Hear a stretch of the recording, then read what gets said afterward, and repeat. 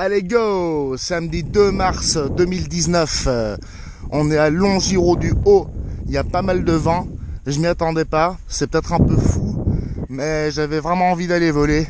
J'ai changé de décor, surtout en plus que j'avais pas prévu du tout, je pensais pas avoir le temps ce week-end d'aller voler, parce qu'il y a notamment l'anniversaire de mon frère aujourd'hui, mais ce jeune homme a également un cercle d'amis, et a donc décidé de passer la deuxième partie de sa journée d'anniversaire avec eux. Ça m'arrange aussi, ce petit vol du coup, en fin de journée, et c'est nickel. Mon intention dans l'après-midi était d'empoigner mon Maule M7 pour aller effectuer un vol test, parce que je l'ai réparé et qu'il va bien dans le vent.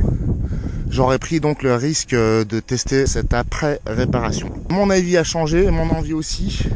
Je me suis dit, tiens, si le vent souffle fort, je prends plutôt un gros avion, et donc j'ai choisi celui-ci. Il est facile à emmener malgré sa taille, malgré ses roues qui sont quand même assez grandes, mais peut-être un peu petites on va dire pour atterrir dans l'herbe. Quoiqu'ici avec son poids et la vitesse ça irait, mais j'ai toujours peur d'abîmer ces putains de roues qui sont fragiles. Ceci étant, il n'y a plus de neige, il y a du béton, c'est nickel. Les conditions sont donc nickel, tant bien au niveau visibilité dans les cieux que sur la route. On part avec la GoPro embarquée. Le but du coup de ce vol là, dans les 50 minutes qui nous restent, est de tester une batterie 6S, parce que c'est ce avec quoi j'ai l'habitude de voler. Ensuite, maintenant que j'ai un peu de recul par rapport à ces gros avions, de tester une 5S, parce que quand j'avais essayé à l'époque, quand j'avais reçu l'avion, ça me semblait très faible. Les caractéristiques de vol sont différentes, donc je vais quand même tester. Bien que, on verra avec le vent, puisqu'il y a moins de puissance avec une 5S, peut-être ça vaudra pas la peine. Sinon, j'aimerais tester cette grosse batterie, dont j'ai reçu une paire en fait quand j'ai acheté le gros porteur PC6 sur Hebou, le gros de 2,72 m là. C'est du 12S, donc 2x6.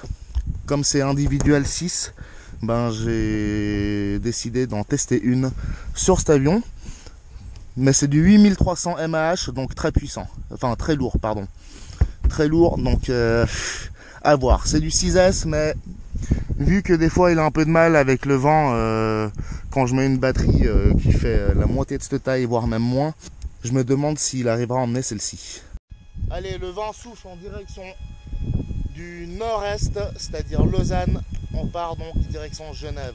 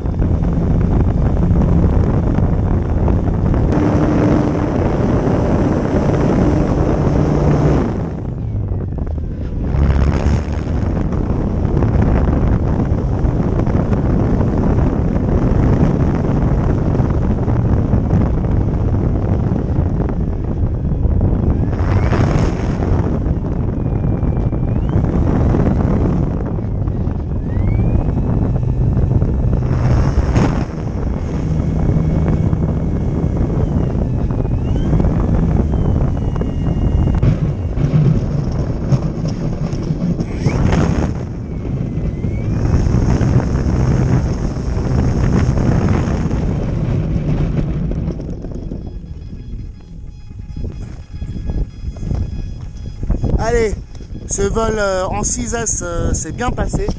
J'ai pas trop fait le fou, il a gardé sa pêche habituelle. Ça passe vite. Je vais quand même tenter de faire au moins 3 vols. Et justement, je viens de remarquer à l'atterrissage qui était relativement propre, je suis tellement pressé que j'ai oublié de fixer les haubans. Donc premièrement, ça prouve que quand on est pressé, on fait n'importe quoi. De deux, ça prouve que les ailes tiennent en place malgré l'absence des haubans. Et je dois quand même dire qu'il flottait un petit peu avec le vent en plus. Donc raison de plus d'être concentré quand on prépare son vol. Et là je vais tout de suite remédier à ce petit défaut. Allez, on part pour le deuxième vol.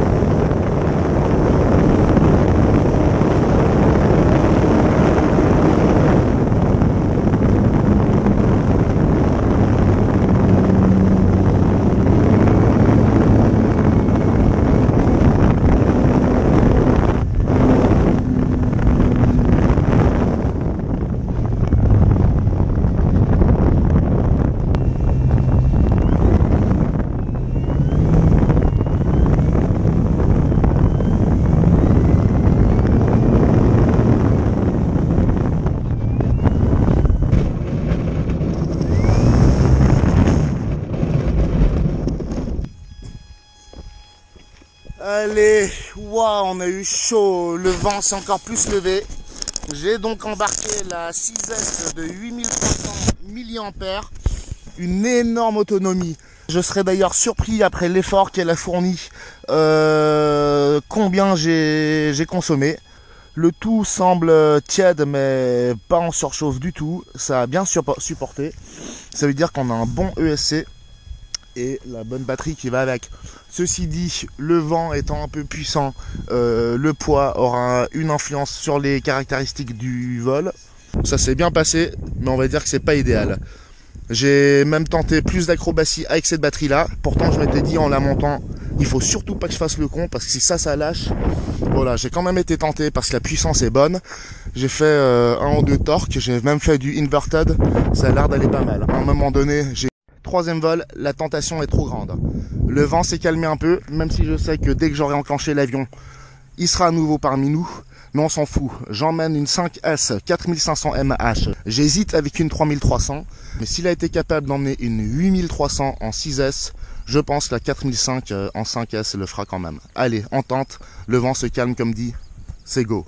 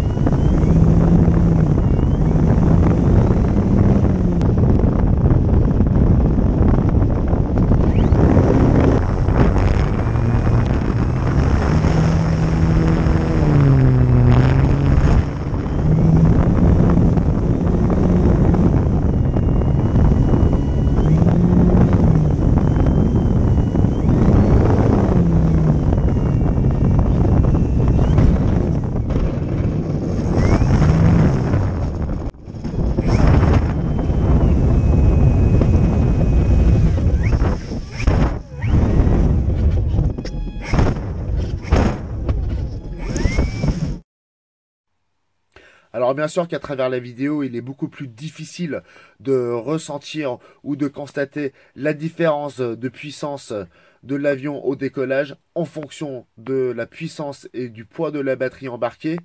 Un phénomène étonnant toutefois est à constater, c'est la ressemblance surprenante de la force de traction au décollage face à un tel vent entre une LiPo 5 éléments de 4500 mAh et une LiPo de 6S 6 éléments en 8300 mAh. Je les ai comparés les deux en vol de croisière ordinaire. Malgré son poids supérieur, la 6S de 8300 mAh est beaucoup plus performante. Donc face au vent, face à un vent aussi fort, au décollage, le rapport poids-puissance est complètement similaire. C'est très surprenant. Bon bah c'était nickel, ce troisième vol effectué en 5S en 4500 mAh d'autonomie a été successful. Les 3 vols nickel, mes 3 tests sont parfaits, on va s'arrêter là. Est-ce que j'ai un peu de frustration parce que j'ai pas fait le coup? Pas forcément. Je dépenserai pas d'énergie ce soir pour une réparation, c'est all the better. Donc nickel, on arrive je pense à 18h15 à peu près, donc juste ce qu'il fallait pour effectuer ce beau vol. Allez nickel. Donc avec cette 5S, j'ai envie de dire qu'au final j'avais suffisamment de puissance pour effectuer un vol en toute sécurité et avec une stabilité, tout ce qui est de plus correct. Ce Cessna 150 Carbon Z est muni d'un récepteur et stabilisateur Safe Spectrum, ce qui contribue quand même pas mal à une bonne stabilité en vol, malgré cette démonstration de force de la part d'Éole aujourd'hui. Me revoilà dans la voiture, cette fois-ci pour rentrer. Comme je disais, les vols ont été vraiment nickel, malgré le vent assez fort, auquel je ne m'attendais pas d'ailleurs. Mais ce type d'avion, avec une telle surface à l'air et un wingspan, donc une envergure de 2,15 m, supporte très bien. Et c'est même bien plus efficace parce qu'il y a une sorte de soutien de la part du vent.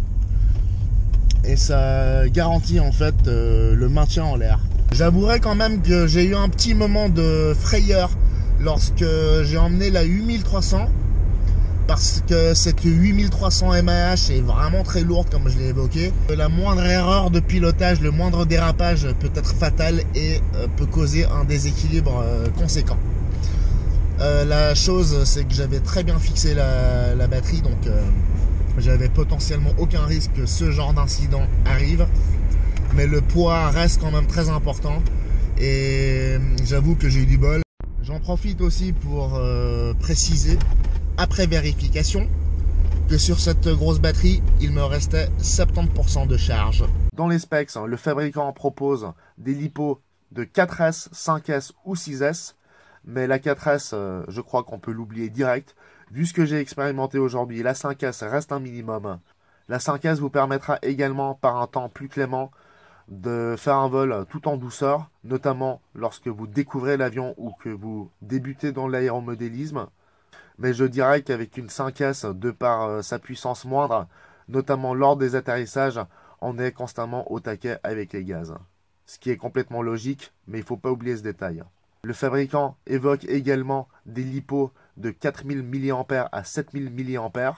Donc avec ma 6S de 8300 mAh, j'étais un petit peu au-delà du maximum préconisé. L'avion l'a quand même bien géré grâce aux 6S. Il est bien entendu inenvisageable d'utiliser une batterie 4 éléments en 7000 mAh. C'est logique, plus votre batterie sera grosse et lourde, plus le nombre d'éléments sera important. Vous aurez sans doute remarqué que j'ai laissé le son d'origine, à savoir le bruit du moteur, pour que vous puissiez entendre comment je gère les gaz, notamment lors des atterrissages, que ce soit en 5S ou en 6S. Voilà, donc le but de cette vidéo était de montrer avec ce modèle-là quelle différence de comportement il peut y avoir entre différentes batteries LiPo. Pour ma part, ces vol tests furent intéressants et je sais notamment quelle batterie LiPo est idéale pour ce modèle par un vent pareil. Du coup, je peux me faire une petite idée aussi du type de batterie à employer lorsque la météo est un peu plus clémente. Allez, à la prochaine.